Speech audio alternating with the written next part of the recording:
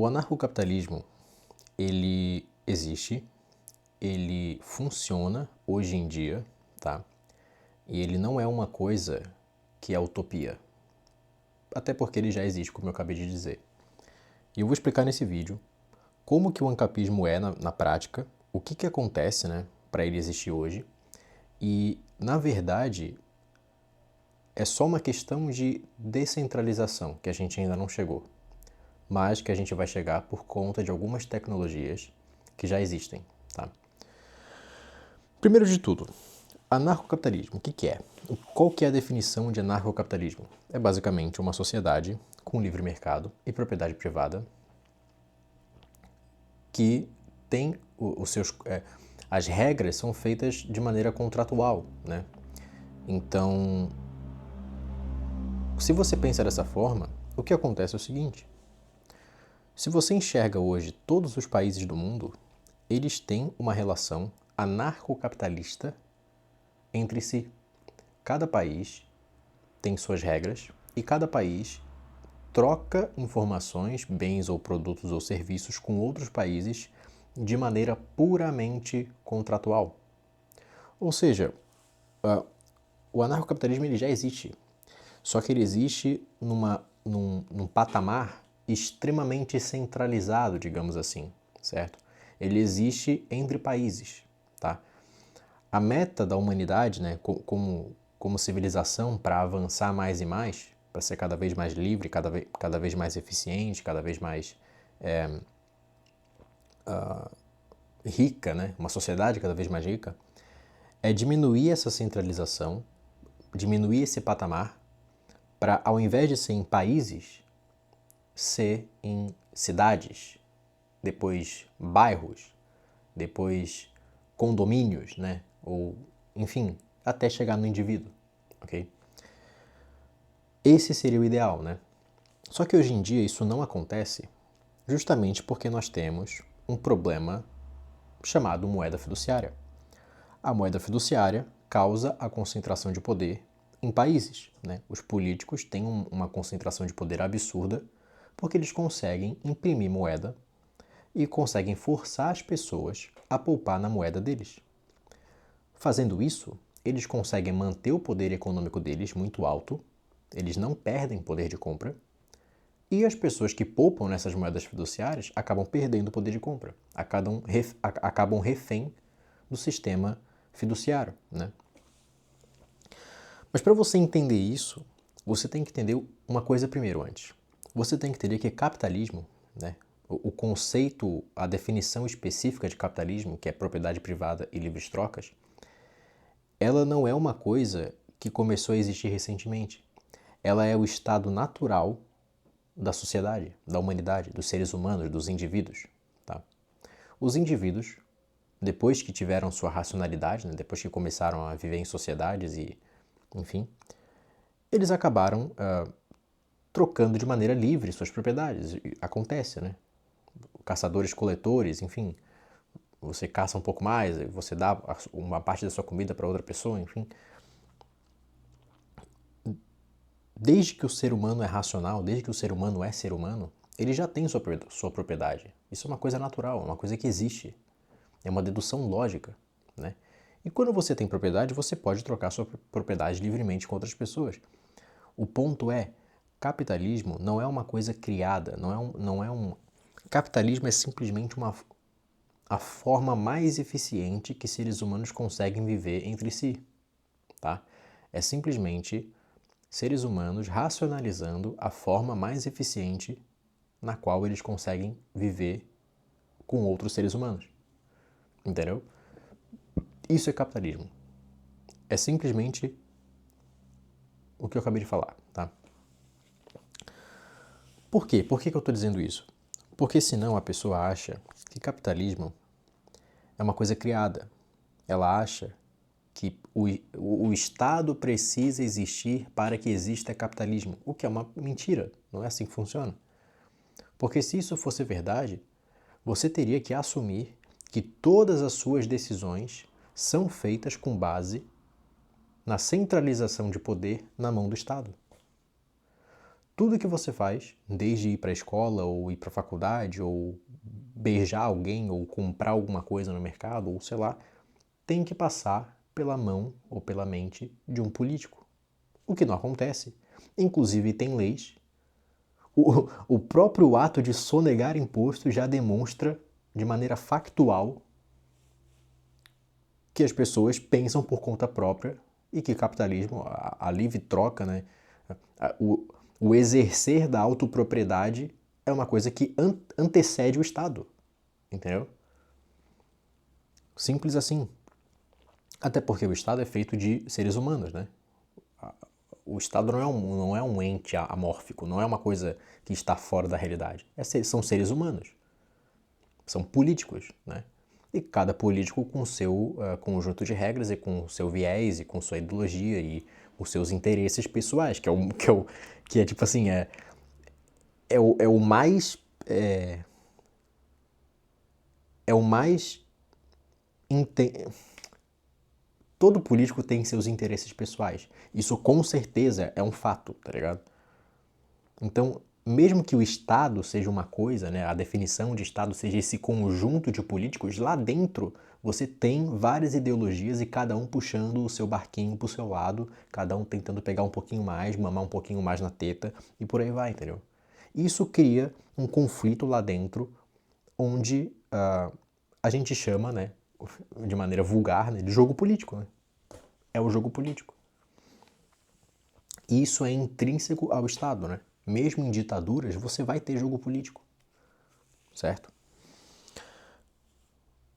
Eu quero chegar nesse vídeo ao ponto de que, tipo assim, ó, o anarcocapitalismo, ele precisa existir para que a sociedade evolua.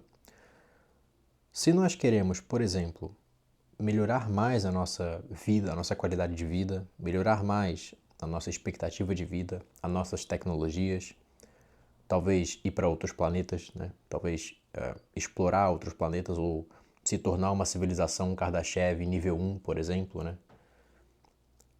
A única maneira que isso pode existir é pelo capitalismo, é pelo livre mercado, é pela propriedade privada, o respeito à propriedade privada, tá?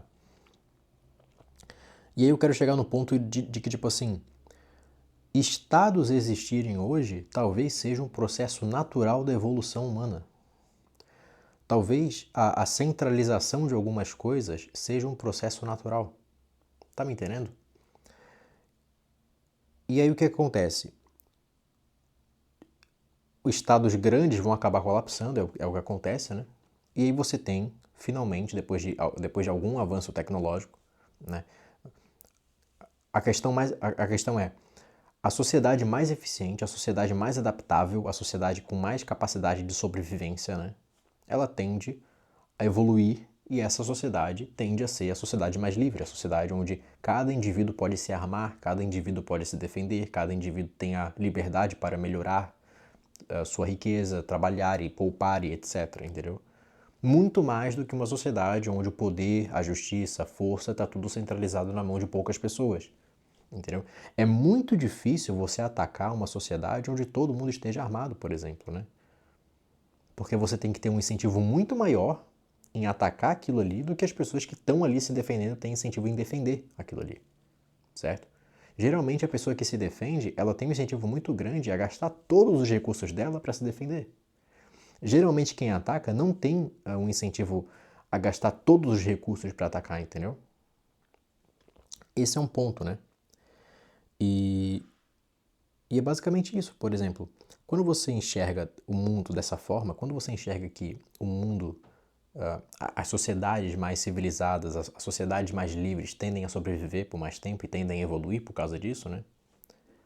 Você acaba entendendo que o livre mercado, o capitalismo, o anarcocapitalismo, né? O libertarianismo, ele também é uma coisa natural que vai acabar acontecendo. Mas para isso acontecer, a gente precisa de algumas tecnologias específicas, né?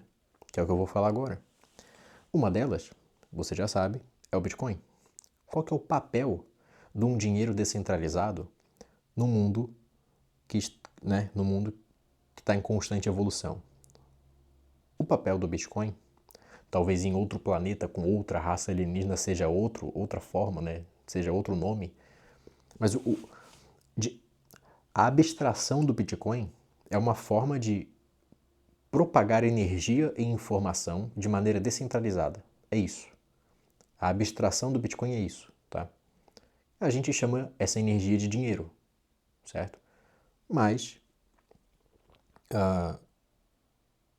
na prática é energia, né? É entropia, é tipo assim, é você não destruir a riqueza ao longo do tempo tentando enviar essa riqueza de um lugar para o outro, entendeu? Essa é a função do dinheiro, na verdade, né? É tipo você querer fazer um empreendimento que vai demorar 10 anos para ser construído, você precisa ter a previsibilidade de que a sua energia monetária não vai ser diluída no meio do caminho, entendeu? Faz sentido? É mesmo. Um exemplo muito bom é tipo assim, eu tenho um poste de luz. Eu, eu quero enviar essa eletricidade da distribuidora para a minha casa. Eu preciso ter um fio que seja extremamente eficiente para que toda a energia que saia do poste de luz chegue na minha casa. Para que daí eu tenha a maior eficiência energética possível e nenhum desperdício no meio do caminho, entendeu? É basicamente isso. O Bitcoin é uma forma extremamente eficiente de fio que conduz energia. Faz sentido? Espero que tenha clicado alguma coisa na sua cabeça aí agora.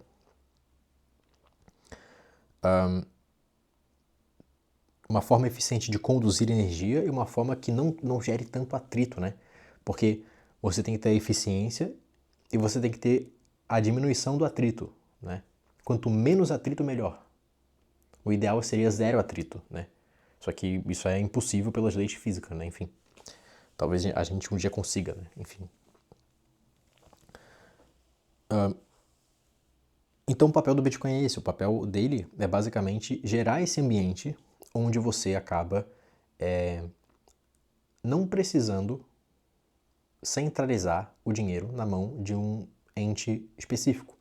O que acontece? Os incentivos se tornam cada vez mais eficientes, cada vez mais honestos, cada vez mais precisos e por aí vai, entendeu? Até chegar ao ponto em que você não é mais diluído e ninguém na sociedade é mais diluído, entendeu? E aí você tem um aumento de produtividade gigantesco, um aumento de riqueza gigantesco. Tipo, o ideal, pensa nisso, né? O ideal seria, por exemplo, toda vez que você jogasse um chiclete fora, você ganhasse dinheiro. Jogasse no lixo, ganhasse dinheiro automaticamente. Porque esse chiclete vai ser reutilizado para alguma coisa, ou sei lá, esse copo plástico vai ser reutilizado para alguma coisa, entendeu? O ideal de uma sociedade seria isso. Todos os processos da economia sejam automatizados com o mínimo de desperdício possível e com o máximo de aproveitamento possível. Todos, literalmente todos. Só que isso, obviamente, é uma coisa que requer bastante produtividade, né? Bastante eficiência na produtividade. Isso demora. Só que com o Bitcoin, isso é uma forma de acelerar esse processo, né? De chegar nesse patamar. E o segundo ponto, né? A segunda forma... Deixa eu só ver se não... Chegou minha comida? Tá. E a segunda forma, a segunda tecnologia é a inteligência artificial. Por quê? Porque com ela você consegue fazer experimentação, com ela você consegue fazer simulações, e com simulações você consegue ver o que dá certo, o que dá errado, de maneira muito mais rápida, muito mais eficiente, e você não tem desperdício de recursos no processo. Entendeu? O que eu fico pensando o tempo todo é tipo assim, ó. O tempo todo não, né? Mas o que vem na minha cabeça, né? Por exemplo, eu tô voltando da academia. Poderia muito... se realmente fosse uma sociedade de livre mercado, teria um incentivo gigantesco. Às vezes eu tô com uma garrafa de água vazia. Teria um incentivo gigantesco para uma empresa criar alguma solução para que eu jogue essa garrafa de água em algum lugar, algum lixo, e eu ganhe dinheiro com essa merda. Ganhe dinheiro em reaproveitar, em reutilizar, em reciclar. Tá me entendendo? Na Alemanha isso existe, mas é estatal o negócio, né? Mas é uma solução. O problema da sociedade de hoje é que a gente gasta muita coisa, a gente destrói muita coisa e a gente não recicla, a gente não... Existe muito desperdício desnecessário, tá me entendendo? E isso, obviamente, é por causa dos desincentivos econômicos que você tem na sociedade por causa da moeda fiat, né? Tipo, reciclar hoje em dia não vale muito a pena, porque meio que não tem incentivo econômico para você criar tecnologias que reciclem as coisas. Faz sentido? Isso aconteceria muito fácil numa sociedade de livre mercado, né? Os recursos são escassos, né? Então, tipo assim, se você consegue reciclar os recursos... Cara, sabe o que eu penso nisso? É porque eu já joguei Subnáutica, já joguei, Outer Wilds, já joguei vários jogos que você vê, essas civilizações são muito avançadas, cara. E aí você vê, por exemplo, impressora 3D que imprime da luz tipo, transforma luz em coisas, tá ligado? Luz numa garrafa, luz num banco, sei lá. Isso só é possível com uma produtividade absurda, mano. Absurda, absurda. Sei lá, 100 vezes o que ela é hoje no planeta Terra. Mas a gente tá vendo um pouquinho disso já, né? A gente tá vendo automatização de robô, a gente tá vendo automatização de carros e por aí vai, né? Imagina isso. Cara, se você quer entrar um pouco na minha cabeça, entender do que eu tô falando, porque eu acho que eu não consigo explicar o que eu tô falando direito. Tenta jogar, por exemplo, Factório. Tenta jogar jogos de automação de coisas. Jogos de automação de coisas. Tá? Factório é o melhor exemplo de todos. Por quê? Porque é basicamente um jogo onde você automatiza linhas de produção. E no final você basicamente constrói um foguete todo automatizado para sair do planeta lá, que é o objetivo do jogo, né? E a sociedade deveria ser isso. A sociedade deveria ser totalmente, se não 90% automatizada. Quanto mais automação, melhor. Porque daí isso deixa mais tempo livre para os seres humanos fazerem o que eles quiserem. Por exemplo, as pessoas acham, né? Isso já estou linkando com outro assunto, foi mal. Vai rolar. As pessoas acham que a IA vai roubar o seu emprego, né? Cara, talvez no futuro você tenha um carro e esse carro se dirija sozinho, que nem já está acontecendo com os Tesla, e aí você deixa esse carro rodando durante a noite quando você não está usando e ele vai pegando pessoas num lugar, dropando em outro lugar e você ganha dinheiro por isso. Isso é automação. Você trabalha e ganha dinheiro enquanto está dormindo. Por isso que eu falo para você não pensar em se aposentar, né? Porque o pensamento de aposentadoria do brasileiro tá errado. Porque na prática, mano, no futuro você vai ter formas de trabalhar, que as máquinas vão trabalhar para você de maneira automatizada, e você vai ganhar dinheiro com a sua propriedade sendo utilizada por terceiros. Você vai ter sua propriedade, enquanto você não estiver utilizando sua propriedade, você vai alugar para outras pessoas, entendeu? Isso seria incrível, na verdade, né? Por exemplo, você tem um micro-ondas. Quantas vezes por dia você usa o seu micro-ondas? Poucas vezes. E se você pudesse ganhar dinheiro utilizando o seu micro-ondas para outras pessoas? Você não faria isso? Pois é, a questão é que o micro-ondas é um negócio físico que ficaria, né? Agora, se houvesse uma solução para você providenciar a energia do micro-ondas, alguma coisa assim, para outras pessoas para você utilizar, pois é. O futuro é incrível, o futuro tem possibilidades que a gente nem imagina hoje. O que eu estou falando aqui é só um glimpse, é só um olhar raso do que pode acontecer no futuro, entendeu? Você ganhar dinheiro com coisas completamente automatizadas. No YouTube já existe isso hoje, canais automatizados, por exemplo. Pois é. O futuro é incrível, rapaziada. Enfim, comecei em ancapismo e cheguei em automação de máquina, né? Ganhar dinheiro com um robô. Foi mal. Estude Bitcoin, não se arrependa amargamente. Links importantes aqui embaixo.